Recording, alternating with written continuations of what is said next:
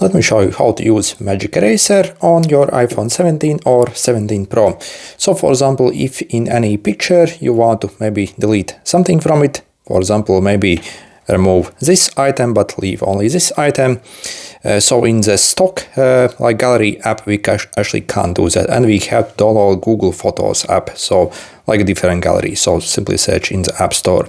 So once you actually open up, so simply find your image here and click Edit. Okay, and then click on the Tools and Magic Eraser. Okay, let it load, and then simply you can circle around, for example, the object you want to remove it. So let's circle around this, and you see it's almost gone. So maybe let's repeat it. Sometimes you have to repeat it like several times. So you see almost done.